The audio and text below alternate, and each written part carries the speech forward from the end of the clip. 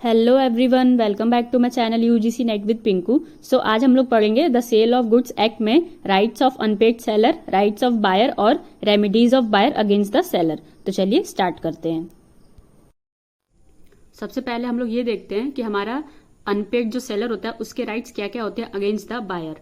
तो जो सेलर है वो हमारा इन दो फॉलोइंग कंडीशंस में जो है वो अनपेड हो जाता है। If the whole of the purchase price is not paid on the due date, यानी जो हमारा परचेज का जो प्राइस है वो हमारा ड्यू डेट पे नहीं किया बायर ने, तो जो सेलर है वो अनपेड हो जाता है। नेक्स्ट कंडीशन होती है if the payment is paid in the form of negotiable instrument, यानी जो बायर ने पेमेंट किया है वो नेगोशिएबल इंस्ट्रूमेंट के फॉर्म में किया है, जैसे कि चेक हो गया, आपका बिल ऑफ एक्सचेंज हो गया, और जो वो नेगोशिएबल इंस्ट्रूमेंट है वो डिसऑनर हो जाता है। इन दो केसेस में जो हमारा सेलर है वो अनपेड हो जाता है। नेक्स्ट है हमारा right of the unpaid seller.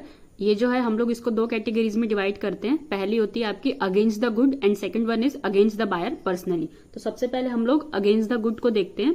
इसमें जो पहला है आपका वो है राइट ऑफ लाइन, यानी ये आपका बोलता है कि इसमें जो है सेलर के पास तब तक उस गुड्स की पोजेशन रहती है या ओनरशिप रहती है जब तक कि जो बायर है सेलर को पेमेंट नहीं कर देता। That is called right of lien.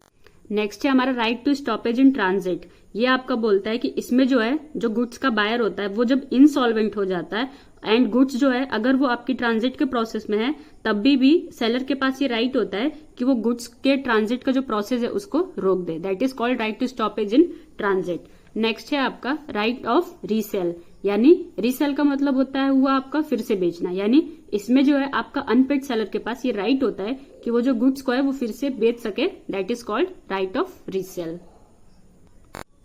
Next है हमारा अगेंस्ट द बायर पर्सनली, यानी जो सेलर है वो अगेंस्ट द बायर क्या क्या कर सकता है। तो सबसे पहला हमारा सूट फॉर प्राइस, यानी इसमें ये है कि अगर जो हमारी प्रॉपर्टी ऑफ गुड्स जो है हमारी वो ऑलरेडी पास हो गई है बट बायर जो है वो अभी रिफ्यूज कर रहा है पेमेंट करने से, then in that case the seller can be sued to the buyer for wrongfully refusing to pay him after the due date.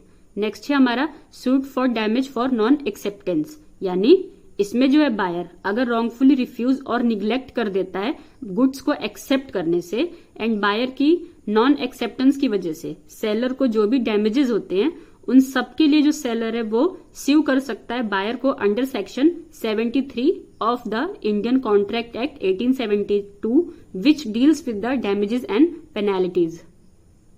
Next है हमारा repudiation of contract before due date. इसका मतलब ये हुआ कि जब बायर जो है वो ड्यू डेट से पहले ही कॉन्ट्रैक्ट को तोड़ दे तो इस केस में भी जो सेलर है वो बायर को स्यू कर सकता है फॉर द डैमेजेस। ऐसे कॉन्ट्रैक्ट को हम लोग कंसिडर करते हैं as a resident contract. This breach of contract is covered in Indian contract act and it is called anticipatory breach of contract.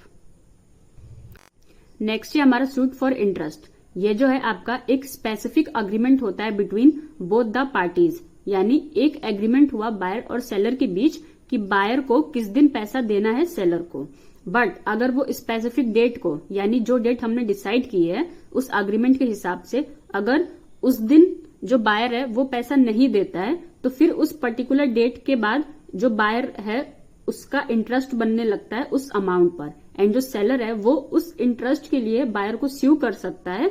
But ये टर्म भी जो है आपका तब अप्लाई करता है जब बायर और सेलर के बीच में कॉन्ट्रैक्ट इंटरेस्ट को लेकर कॉन्ट्रैक्ट हुआ हो।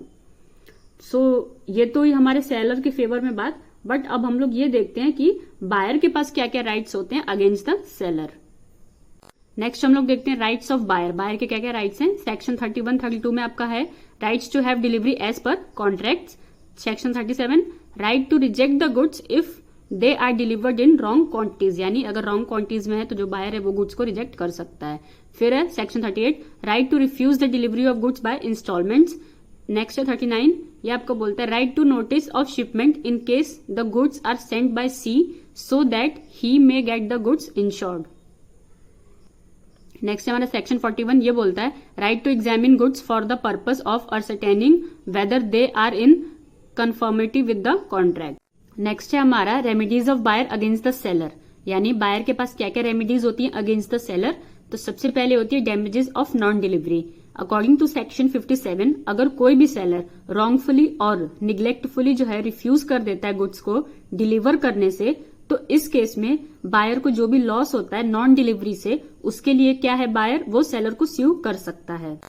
नेक्स्ट है सूट फॉर स्पेसिफिक परफॉर्मेंस। इसमें जो है बायर वो सेलर से एक स्पेसिफिक गुड की डिमांड करता है। तो यहाँ पर अगर सेलर कॉन्ट्रैक्ट करके बायर के साथ अगर उसको पूरा नहीं करता तो जो बायर है वो कोर्ट में केस कर सकता है।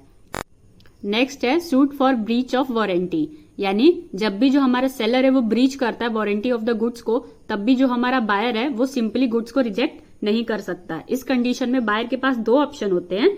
पहला होता है एक्सटेंशन ऑफ प्राइस और दूसरा होता है sue the seller for damages of breach of warranty. Next है रेपुडिएशन ऑफ कॉन्ट्रैक्ट, यानी इसमें जो है अगर सेलर रेपुडिएट करता है कॉन्ट्रैक्ट को या कैंसिल करता है तो जो बायर है उसको कॉन्ट्रैक्ट की डेट तक का वेट करने की जरूरत नहीं है, वो इमीडिएटली स्यू कर सकता है सेलर को फॉर द डैमेजेस। लास्ट है हमारा स्यू फॉर इंटरेस्ट। इसमें जो है बायर वो स्यू कर सकता है सेलर को टू रिकवर हिज इंटरेस्ट और special damages. So that's it for today's video. अगर आपको वीडियो थोड़ी सी भी हेल्पफुल लगी हो, don't forget to like, share, subscribe my channel. Thank you.